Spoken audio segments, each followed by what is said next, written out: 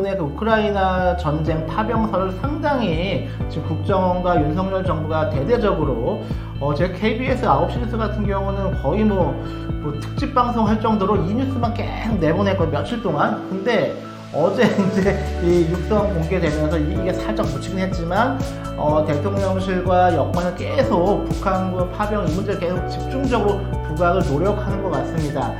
아주 복잡해요. 이게 파병이 사실인지 여부, 그 구체적인 그 내용도 되게 좀 복잡하긴 한데 우리 입장에서 우리가 그걸 사실관계를 확인하기 쉽지 않고 다만 정치적으로 이 맥락을 짚어볼 수는 있을 것 같습니다. 우리 더 좋은 정치연구소 우리 정호진 대표님께서는 지금 복잡하게 보여지는 북한군의 그 우크라이나 전쟁 파병 논란 설과 관련돼서 좀 어떻게든 맥락을 읽고 계신가요? 제가 보기에 파병은 기정사실로 인정해야 될 것 같아요.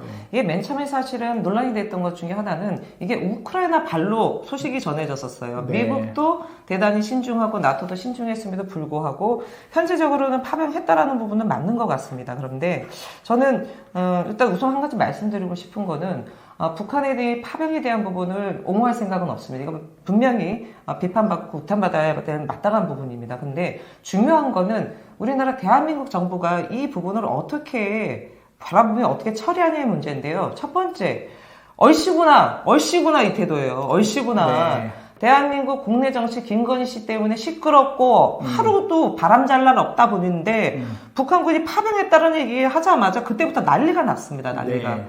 저는 이것은 국내 정치에 이용을 하려고 하는 부분이 너무나 농후하다라는 부분이고요. 두 번째는 저도 뭐 이쪽 군사 전문가는 아닌데 이 얘기가 국방부 말이 아니었어요. 네. 이게 다 국정원 말입니다. 네네. 다 국정원에서 나오고 있고 이게 왜 이렇게 되는지에 대한 부분 이게 저는 좀 하나가 있고요. 특히 우리 정부가 지금 살상무기 지원 등에 대한 언급까지 하면서 참전단 얘기를 하고 있어요. 네네네. 이게 지금 파병 논란이 있습니다. 국회법에는 파병하려면 국회의 동의를 얻어야 돼요. 네. 근데 예를 들어서 지금 국방부에 무슨 법이 만들어졌어요. 이게 저도 명칭은 정확하지 못했는데 MB 때 만든 겁니다. 네네. 뭐냐면 개별 부대가 등등 할 때는 국회 동의를 받지 않고도 보낼 수 있는 부분이 있어요. 맞습니다. 네. 그래서 지금 신용훈 국방부 장관이 이거를 노리고 지금 뭐 참전단 등등 하고 있는데요. 저는 우리나라와 지금 우크라이나 전쟁 물리적으로 굉장히 몇 천 킬로 떨어져 있는 곳입니다만 거기서 남북이 대리전을 펼치는 양상은 있어서는 안 된다. 네. 그것은 다름 아니라 바로 지금 북한이 유사시에 어떤 우리 한반도 이상이 벌어질지를 모르는 건데 네. 미리 거기에서 대리전 하는 양상을 갖는다면 한반도의 이 지금 불안, 긴장 상태는 네. 엄청나게 높아질 것이라는 거고요. 살상무기 지원은 안 됩니다. 이거는.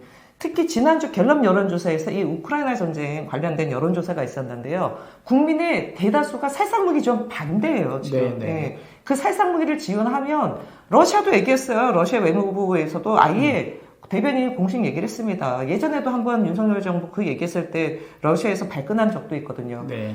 러시아는 그리고 현재 우리나라와는 수교 국가예요. 그렇죠. 러시아의 대한민국 국민이 지금 주지원 비롯해서 20만 명이 있다고 합니다. 아이고. 저도 깜짝 놀랐어요. 20만 네. 명 정도랑.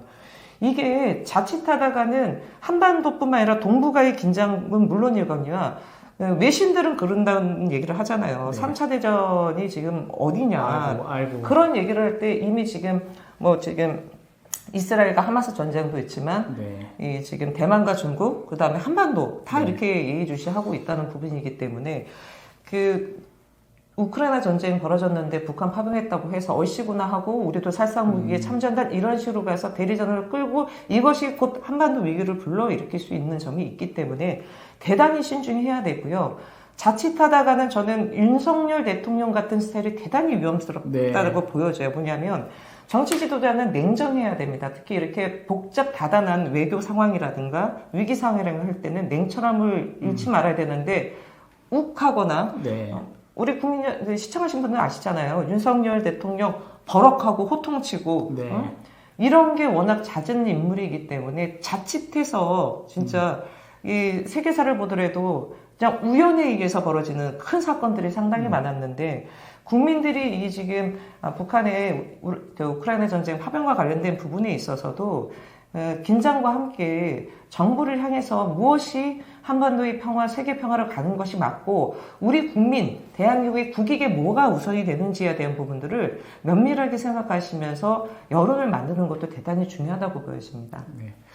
상황을 좀 되짚어 보면 처음에 이제 젤렌스키 대통령이 북한군 파병을 먼저 부르짖혔고 이것을 한국의 국정원이 바로 이어서 보도 자료 내고 그다음 윤석열 대통령이 좌시하지 않겠다 강경 발언 쏟아붓고 해서 초기에는 젤렌스키와 윤석열 두 사람만 이제 국제사회를 위해서 떠드는 형식이었고 이상하게 미국과 나토가 조용하게 침묵을 했단 말이죠. 그렇죠. 지금 되짚어 보면 우크라이나 안에는 이미 미국과 나토의 군사 고문단 장교들이 다수가 이미 전쟁에 지금 파견이 되어서 현장에 있는 것은 공공연한 사실이었고 독일의 그 숄츠 총리였나요? 근데 프랑스가 그 군사 장교들을 보냈던 것을 이제 언론 인터뷰를 통해서 자기도 모르게 그 폭로까지 했었을 정도로 공공연한 사실이기 때문에 미국과 나토 입장에서 이게 좀 되게 신중할 수밖에 없는 이게 사실이냐 아니냐 파견이냐 파병이냐 이것을 매우 예의주시하던 시점이었는데 우리 윤석열 정부가 이것을 그냥 언론에다가 대서특필하게끔 만들어버린 그런 것은 되게 첫 번째로 비판받아 마땅하고 두 번째 지금 러시아와 북한의 입장도 보면 인정도 부정도 하지 않는 매우 모호한 얘기를 하고 있어요. 자, 국제규형 얘기하면서 이게 이제 이른바 외교에서의 전략적 모호성, NCND인데 그들은 자기들 나름의 정치를 하고 있는 거예요. 외교를 하는 거에서 우리 입장에서 지금 저 파견을 했다는 거야, 안 했다는 거야. 근데 우리 한국 정부는 NCND가 아예 없어요. 그냥 없어요. 뭐 알겠다. 그럼 우리 무슨 뭐 파병하겠다, 뭐 전략 무기 주겠다 이런 식으로 우리의 속내를 다 이제 공개함으로써 상대에게 한국은 외교를 하는 국가인가?